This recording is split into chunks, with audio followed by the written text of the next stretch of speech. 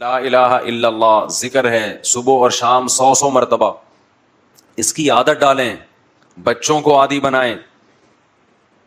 تہجد کے لیے بچوں کو گھر میں اٹھائیں, نماز کے لیے بچوں کو اٹھائیں, کچھ اللہ اللہ سکھائیں ان کو. اہل اللہ کے گھروں کا ماحول بڑا ہی پیارا ہوتا ہے. یہ جو قرآن میں آتا ہے ربنا ہب لنا من ازواجنا وذریاتنا قرۃ اعین وجعلنا للمتقین اماما, اے اللہ ہمیں ہماری بیویوں اور اولادوں کی طرف سے آنکھوں کی ٹھنڈک عطا فرما. یہاں آنکھوں کی ٹھنڈک کا کیا مطلب ہے؟ آنکھوں کی ٹھنڈک کا مطلب یہ ہے, الحمدللہ, آنکھوں کی ٹھنڈک کا مطلب یہ ہے کہ ان کو عبادت میں مشغول کر دے. آپ جب گھر میں آؤ, ایک منظر ہے, بیگم فلم دیکھ رہی ہے, بچے کیا دیکھ رہے ہیں, آ رہا ہے آج کل پب جی کا نام تھوڑا کم ہو گیا, پب جی کھیل رہے ہیں. اس سے آنکھیں ٹھنڈی نہیں ہوں گی. ابے کیا کر رہا ہے, ابے کبھی کتاب لے کے بھی بیٹھ جایا کر, کہتے ہیں نا ماں باپ, ابے ہر وقت ڈرامے دیکھتا رہے گا. بیگم کو فیشن سے ہی فرصت نہیں مل رہی, شاپنگ سے ہی فرصت نہیں مل رہی. اور ایک ہے آپ جب گھر میں آؤ تو بیگم صاحبہ نے اسکارف لیا ہوا ہو اور قرآن مجید ہاتھ میں ہو اور قرآن مجید کی تلاوت ہو رہی ہو, اور بچے بھی انسان کے بچے بنے ہوئے ہوں. بچیاں مصلے پہ کھڑی چھوٹی چھوٹی دعا مانگ رہی ہوتی ہیں, کتنی اچھی لگتی ہیں. اور آپ کے بیٹے بھی کیا کر رہے ہوں, نماز میں لگے ہوئے ہوں, یا کوئی تلاوت کر رہا ہو, کوئی دعا مانگ رہا ہو. تو بتاؤ آنکھیں ٹھنڈی ہوں گی کہ نہیں ہوں گی؟ آج کل یہ آنکھیں ٹھنڈی ہونا یہ جب ہے جب آپ خود بھی یہ کرو گھر میں. تو جو کنوارے ہیں وہ ابھی سے نیت کریں, دیندار لڑکی سے نکاح کرنا ہے اور شادی کے بعد گھر کا ماحول یہ بنانا ہے. اور جن کے ماحول بگڑ چکے ہیں, اب ایک دم سے تھوڑی بن جائے گا. گھر جا رہا ہوں ارتغل چل رہا ہے, ڈرامے چل رہے ہیں, فلمیں چل رہی ہیں, گھر جاتے ہی آپ نے کہا بیگم ہاتھ میں قرآن, اب مشکل ہے. وہ میں ایک لطیفہ سناتا ہوں نا, 2 بھائیوں کی شادی ہوئی ایک ہی دن میں, 6 مہینے گزر گئے. ایک کی بیوی بہت کنٹرول میں تھی, بڑی فرما بردار, دوسرے کی کنٹرول سے باہر. اس نے اس سے پوچھا ابے تو نے کیسے کنٹرول کیا ہوا ہے؟ اس نے کہا ہم تو شروع میں ہی آئے تو ایسے چنگیز خان بن کے آئے تھے. گلاس سامنے آیا, اٹھا کے لات ماری, توڑ دیا اس کو. ابھی کدھر سامنے رکھا ہوا ہے, اسٹائل ہی یہی تھا.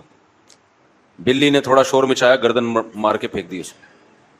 بہت شور کر رہی ہے, یوں گردن کمائی تو اس کا روب بیٹھ گیا. اب کہہ رہا ہے اب یہ سب تکلفات کی ضرورت نہیں, اب روب بیٹھ گیا. اس نے کہا چلو یار ہم بھی کرتے ہیں یار. آیا گلاس پڑا ہوا تھا, لات ماری.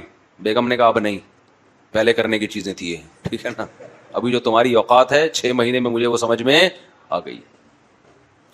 تو اب جا کے آپ بہت اچھی نصیحتیں شروع کر دو گے. بیگم آنکھوں کی ٹھنڈک اس میں ہے, تم قرآن لے کے بیٹھا کرو, اور بچے ہمارے دعائیں مانگا کریں, گھر میں یہ ٹی وی ڈرامے بند ہو جائیں. تو بیگم کہے گی لگ رہا ہے ابھی تازہ کوئی بیان سن کے آیا ہے, ہمیں پتہ ہے تو کتنے پانی میں. تو ایک دم سے نہیں ہو جاتا, لیکن یہ کرنا پڑے گا آپ کو, ورنہ نسلیں تباہ ہوں گی, بڑھاپا برباد ہوگا, آپ کا اپنا بڑھاپا برباد ہوگا. بچوں کو جس سمت میں لگایا ہوا ہے نا, اس سے بچے بڑھاپے میں بھی آپ کے نہیں ہیں. ان کو ابا ٹینشن, ابے ڈرامہ دیکھ رہا, ابا کھانس رہے ہیں, تو اس کو تو غصہ نہیں آئے گا یار یہ کیا مسئلہ ہے. انگریز نے اولڈ ہاؤس بنائے ہوئے یار, بہترین کام کیا ہوا ہے, ابا ہمیں جراثیم پھیلا رہے ہیں ہمارے گھر میں. تو یہ سوچ ہوگی اس کی, کیونکہ یہ فلمیں ڈرامے ڈپریشن بڑھاتے ہیں. ہمیں وہ کام کرنے جو برداشت بڑھائے ہمارے اندر, اس سے سکون ملے گا. سکون اس سے دیکھو, بعض نفسیاتی ڈاکٹر بولتے ہیں کہ غصہ برداشت نہیں کرنا چاہیے, اس سے ٹینشن ہوتی ہے, صحت خراب ہوتی ہے. جب انسان غصہ جاری کر دیتا ہے تو کیا ہو جاتا ہے, ریلیکس. شریعت اس کے اپوزٹ لے کے جاتی ہے آپ کو. اسلام کہتا ہے غصہ برداشت کرو. اہل جنت کی صفات غصہ جاری کرنا ہے, برداشت کرنا ہے, برداشت کرنا ہے. اب سوال پیدا ہو کہ اسلام وہ کام کیسے کہہ سکتا ہے جس سے صحت خراب ہو رہی ہے آپ کی. غصے کے کڑوے گھونٹ پیتے ہو, برداشت کرتا ہے نا آدمی, ایک ڈپریشن میں آتا ہے, ٹینشن میں آتا ہے, جاری کر دو. تو ٹینشن کیا ہے, غصہ آیا پڑاخ سے ایک اگلے کو لگا دیا, وہ ٹینشن پارسل ہو گئی وہاں پہ, آپ سکون میں آ گئے. بھائی یہ بھی ٹینشن ختم کرنے کا عارضی طریقہ ہے. جو لوگ غصہ جاری کرتے ہیں, آہستہ آہستہ غصہ برداشت کرنے کی طاقت ختم, ان کو پھر غصہ بھی بار بار آتا ہے. یہ بھی نشہ ہے. شریعت نے کہا برداشت کر لو, یہ جو نقصان ہے تھوڑا ہے. جب بار بار برداشت کرو گے تو برداشت کرنے کی پاور بڑھ جائے گی, پھر برداشت کرنے میں وہ ٹینشن نہیں ہوگی جو ابھی ہو رہی ہے, پھر غصہ آنا ختم ہو جائے گا, کم ہو جائے گا غصہ آنا, دیر پا نتائج اچھے نکلیں گے. اور پھر جو غصہ آ کے جو اگلے کو لگا دیا آپ نے غصے میں ٹینشن ختم کرنے کے لیے, تو وہ بھی تو پارسل کرے گا اپنی ٹینشن. کیا خیال ہے؟ اس کی بھی تو سائڈ افیکٹ ہے نا بہت زیادہ. وہ ٹینشن آپ کو پارسل کرے گا. پارسل کا خاص انتظام ہے ہمارے یہاں, ہر ہوٹل میں پارسل کا انتظام ہے. وہ تھوڑی سکون سے بیٹھے گا.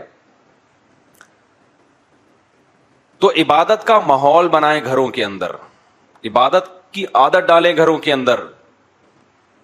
اب ایک نسخہ بتاتا ہوں آپ کو, جن کی نہیں ہوئی ان کو تو میں نے بتا دیا کہ بھائی دیندار لڑکی سے شادی کرو جو پہلے ہی نماز روزے کی عادی ہو, اس سے نکاح کرو اور پھر خود بھی اسی جیسے بن جاؤ. اور یہ چھوڑ دو یہ مستیاں سینما گھروں کی اور ڈراموں کی. ان مستیوں میں سوائے میں نے بتایا نا گھر میں بے برکتی کے, نحوست کے, کچھ بھی نہیں آئے گا. اس کے سائڈ افیکٹ بہت زیادہ ہیں. اب کیا کرنا ہے اس کے لیے؟ تبلیغی جماعت بہترین راستہ ہے. اپنی بیگم کے ساتھ مستورات کے ساتھ تبلیغ میں وقت لگا لو, وہ انسان کا بچہ بنا کے بھیج دیں گے. 3 دن جب آپ اپنی بیگم کو لے کے جاؤ گے نا تبلیغ میں, مسلمان کا یہ ہنی مون ہے. یہ کیا ہے مسلمان کا ہنی مون؟ یہ والا جو ہنی مون ہے نا, جو سوئٹزرلینڈ جا رہے ہیں, اس میں خرچہ بھی ٹھیک ٹھاک ہے, بیگم بگڑنے کا بھی بڑا خطرہ ہوتا ہے. میں نہیں کہہ رہا بگڑتی ہیں, بگڑنے کا خطرہ بہت ہوتا ہے. جب وہ وہاں جا کے دیکھیں گی نا انگریز عورتیں لائف کو کیسے انجوائے کر رہی ہیں, کپڑے وپڑے کی کوئی پابندی ہے ہی نہیں. شادی غفار سے ہوئی تھی, اچھا وسیم لگا تو وسیم کے پاس چلی گئیں. تو جب یہ کلچر دیکھتی ہیں تو مرد بھی بگڑتا ہے اور عورت بھی بگڑنے کا, سارے نہیں بگڑتے, خطرہ ہوتا ہے بگڑنے کا. مرد بھی کہے گا یار انگریز کو وہ والی اچھی لگی تو ادھر کو نکل لیا, وہ والی اچھی لگی ادھر کو نکل لیا, ہم اسی کو لے کے گھوم رہے ہیں یار, یہ کیا مذاق ہے. سارے نہیں بگڑتے, کچھ بگڑنے کے خطرے ہوتے ہیں. تو گھر میں جب آپ ماحول بناؤ گے تو مسلمان کا سوئٹزرلینڈ کیا ہے, مسلمان کا ہنی مون کیا ہے؟ عمرے پہ لے جاؤ بیگم کو, تبلیغ میں لے جاؤ بیگم کو. آپ دیکھو کیسا اچھا ماحول بنے گا گھر کا. میں نے تبلیغ والوں کے گھروں کا ماحول دیکھا ہے, جو تبلیغ کے بڑے لوگ ہیں, بزرگ لوگ ہیں. کبھی گئے نا جیسے بے تکلفی ہے کسی تبلیغ کے بڑے بزرگ سے, تو ان کی ذرہ نوازی, گھر میں لے گئے, ان کے گھروں کا ماحول دیکھا. میں نے کہا ماشاءاللہ بھائی جنت ہے. مستورات, نمازوں کی پابندی, ذکر اذکار کی پابندی, سسر کا ادب. آج کل تو بدتمیز بنایا جا رہا ہے بہوؤں کو, اس طرح کے ڈائلاگ, یہ ساس کی خدمت واجب نہیں, سسر کی خدمت واجب نہیں, کوئی رشتہ ہی نہیں ہے ساس سسر کا. رشتہ نہیں ہے تو مجھے بتاؤ داماد کے لیے ساس سے نکاح حرام کیوں ہے؟ حرام تو ماں سے نکاح ہوتا ہے نا, داماد ساس سے نکاح نہیں کر سکتا. تو رشتہ ہے تو اللہ نے کہہ دیا نا کہ ماں بن گئی ہے, تو بہو کے لیے بھی ساس ماں کی قائم مقام ہے. میں نہیں کہہ رہا بالکل ماں جیسی ہے, لیکن جب گھروں میں دین آئے گا, تمیز آئے گی, تو پھر بہویں یہ مسئلہ نہیں پوچھیں گی کہ ساس کی خدمت واجب ہے یا نہیں ہے. بہو کیا کہے گی, بھائی بڑوں کی خدمت سے کیا ملتا ہے؟ خدا ملتا ہے. تبلیغ میں تو یہی سکھایا جاتا ہے, خدمت سے کیا ملتا ہے؟ خدا ملتا ہے. بھائی میرے شوہر کی ماں ہے تو میرے لیے تو شوہر جنت, تو جو شوہر کی جنت ہے وہ میری بھی کیا ہے؟ جنت ہے. غیرت مند آدمی اپنی خدمت سے اتنا خوش نہیں ہوتا جتنا اپنی ماں کی خدمت سے خوش ہوتا ہے. اگر غیرت ہے اس میں, کہتا بیگم مجھے بھول جاؤ, میری ماں کی خدمت کرو, اسی سے دل جیتو.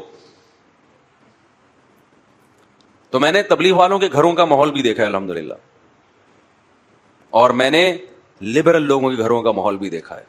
لبرل لوگوں کے گھروں کے ماحول میں کیا ہے, ابا ادھر بیٹھ کے کھانا کھا رہا ہے, بچہ برگر کھانے جا رہا ہے دوستوں کے ساتھ,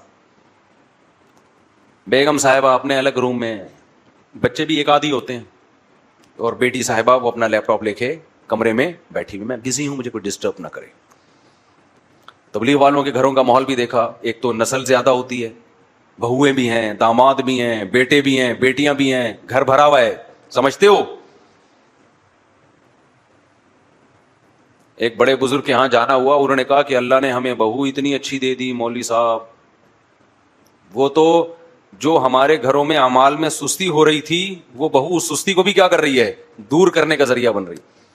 واہ رے واہ, بہو کی تعریف قیامت کی علامت ہے یا نہیں ہے؟ کوئی اپنے منہ سے بول رہا ہو اچھی بہو آ گئی. بہویں تو گھر کا ماحول کیا کر دیتی ہیں, جو ڈرامے کی قسطیں رہ گئی تھی وہ بھی پوری کرواتی ہیں, کہ 27ویں رات میں یہ والا ڈرامہ رہ گیا تھا, اس کو پورا کرو. ہمارے اوپر خدمت واجب نہیں ہے, شوہر کی نہیں خدمت آج کل واجب ہو رہی, تو ساس سسر تو بہت دور کی چیزیں. ایک اسکالر نے بتایا کہ عورت پہ خدمت واجب نہیں ہے نا, شوہر کی بھی اور ساس سسر کی بھی. تو کسی خاتون نے لکھا تھا کہ وہ پیڑے کھانے کے لیے آئی ہے گھر میں, وہ ساری ذمہ داریاں پوری کرے, وہ کچھ بھی نہیں کرے, تو وہ کیا ہے, یعنی اس کا کیریکٹر کیا ہے, اس کا کردار کیا ہے, اس کی ذمہ داریاں کیا ہیں. ایک عورت نے اعتراض کیا تھا, اور اس عورت نے کہا میں ساس نہیں ہوں, میں خود بہو ہوں. میں نے اس کے اسکرین شاٹ لے لیا نا, اس کے کمنٹس. اس نے کہا میں خود بہو ہوں, اور مجھے حیرانگی ہوتی ہے ان بہوؤں پہ جو کہتی ہے ہمارا ساس سے کوئی رشتہ نہیں ہے. اس نے کہا مجھے اگر اپنے میاں سے محبت ہے تو مجھے اپنی ساس سے بھی محبت ہوگی. مجھے پوری ورڈنگ یاد نہیں ہے اس کی, اس کا مفہوم بیان کر رہا ہوں. میں نے کہا غیرت مند بہو ہے, خاندانی بہو. اسکرین شاٹ لے لیا. میں نے کہا بیان میں نا وہ پڑھ کے سناؤں گا, دیکھو کیا لکھا ہوا ہے اس نے. وہ اسکالر بتا رہا ہے کہ کوئی رشتہ کچھ بھی نہیں, پہلے ہی سب ختم ہو گیا میرے بھائی. ہم انگریز بن چکے ہیں آدھے سے زیادہ, ریلیشن ختم. جو تھوڑا بہت ریلیشن رہ گیا ہے وہ بھی کیا کر دیا, برباد. تو اپنی مستورات کو نا گھر کی جب آپ تبلیغ میں نکالو گے تو تبلیغ میں ان کو اعمال کا ماحول ملتا ہے. کچھ چیزیں سمجھانے سے نہیں ہوتی, کروانے سے سمجھ میں آتی. حضرت حاجی امداد اللہ مہاجر مکی رحمت اللہ علیہ, وہ چاہتے تھے حضرت مولانا رشید احمد گنگوہی رحمت اللہ علیہ کو ذکر کی عادت ڈالنا. ان کے پاس ٹائم ہی نہیں تھا مصروفیتوں کی وجہ سے. تو مشہور واقعہ ہے, مختصر بیان کر رہا ہوں. ایک رات انہوں نے کہا اپنا بستر میرے بستر کے ساتھ لگا دینا, اور رات کو ان کے ہاتھ میں تسبیح پکڑا دی اور کہا اللہ اللہ کرو. تو حضرت رشید احمد گنگوہی رحمت اللہ علیہ کہتے ہیں کہ میں نے جو اللہ اللہ کیا ایسا مزہ آیا, اس کے بعد بڑھاپے تک بھی وہ تسبیح نہیں چھوٹی. اور جب بہت بوڑھے ہو گئے تھے اور تسبیح وہ اتنی پرانی, کسی نے نئی تسبیح لا کے دی اور کہا کہ حضرت اتنے پرانے دھاگے ہو گئے, دانے بھی گھس گئے ہیں اس کے, چھوڑ دیں اس کو, کوئی اچھی تسبیح رکھ لیں. انہوں نے فرمایا کہ اس تسبیح سے مجھے محبت ہو گئی ہے, اس نے مجھے اللہ اللہ کرنا سکھایا ہے, اب اس سے بھی مجھے محبت ہو گئی ہے. انسان مسلسل جس جگہ نماز پڑھتا ہے اس جگہ سے انسان کو محبت. تو میرے بھائی کچھ تھوڑا سا اللہ اللہ کرنا بھی سیکھ لو, آج کل یہ بالکل ختم. تو تبلیغ میں وقت لگانے سے کیا ہوگا, بولو نا. 3 دن ہوگی بہت بوریت آپ کو جب آپ تبلیغ میں نکلیں گے, کیونکہ لوگ جاتے ہیں کہ شاید ایک انٹرٹینمنٹ, بھائی کچھ مزہ آئے گا, تو مزہ نہیں آتا, وہاں پہ ٹینشن ہوتی ہے. مزے کے لیے کیا کوئی ڈرامہ لگائیں گے آپ کو وہاں جا کے, وہ ہے بھائی کوئی فلم دکھائیں گے, کیا کریں گے, کوئی پروگرام ہوگا, کوئی سٹے وٹے کا دور چلے گا رات کے وقت میں, وہ معمولات کروائیں گے, بھائی صبح کی تسبیح, شام کی تسبیح ہے, پھر تعلیم ہے, پھر مذاکرہ ہے. Boring life. لیکن یہ بورنگ آپ کی زندگی کو ساری زندگی کے لیے انٹرٹین کرنے کا ذریعہ بن سکتی ہے. دیکھو نا جنہوں نے لگائے پھر مزید لگا کے اب وہ ریونڈ کے مقیمین بن گئے ہیں, وہ سارا دن اسی معمول میں. او بھائی آپ, یہ تو بڑی بورنگ لائف ہے. انہوں نے کہا ہم سے چھڑوا کے دکھاؤ یہ لائف, ہمیں اسی میں مزہ ہے. ہم نے تبلیغ کے بزرگوں میں ایسے ایسے واقعات سنے ہیں جو عینی شاہدین گھنٹوں گھنٹوں دعا مانگ رہے ہیں, دل نہیں بھر رہا. آج تھوڑی دیر میں دعا سے وحشت ہونا شروع ہو جاتی ہے کہ یار 2-4 چیزیں مانگ لی بس ختم ہے, اب کیا. وہ مانگ بھی ایسے رہے ہوتے ہیں کہ دل نہیں لگ رہا ہوتا. جن کا دعاؤں میں دل لگ جاتا ہے نا, ہمارے شیخ حضرت مفتی رشید احمد صاحب رحمہ اللہ تعالی, ان کا ہر جمعے کو عصر کی نماز کے بعد بیان ہوتا تھا. اب ہوتا کیا, ہم جب پہلی مرتبہ گئے, ایک تو عصر سے مغرب کا ٹائم بہت تھوڑا ہے, لوگ آئے بہت دور دور سے. حضرت کا معمول تھا فرض نماز کے بعد عام طور پہ دعا نہیں مانگا کرتے تھے, اجتماعی دعا, انفرادی بھی نہیں. رات کے وقت آخری حصے میں اٹھ کے لمبی دعا مانگتے تھے. لیکن جمعے کے دن عصر کی نماز کے بعد دعا مانگتے تھے ہاتھ اٹھا کے. وہ بتاتے تھے یہ دعا بیان سے پہلے کی دعا ہے کہ اللہ میں جو لوگوں میں بات کروں گا تو مجھے وہ بات کہنے کی توفیق دے جس میں تیری رضا ہو. تو حضرت عصر کے بعد بیان سے پہلے دعا مانگنا شروع کرتے, اتنی لمبی, بعض دفعہ اکیلے دعا ہو جاتی. ہم کہتے بیان کا ٹائم تو رہا نہیں ہے. حضرت کو اس کی پرواہ نہیں ہوتی تھی.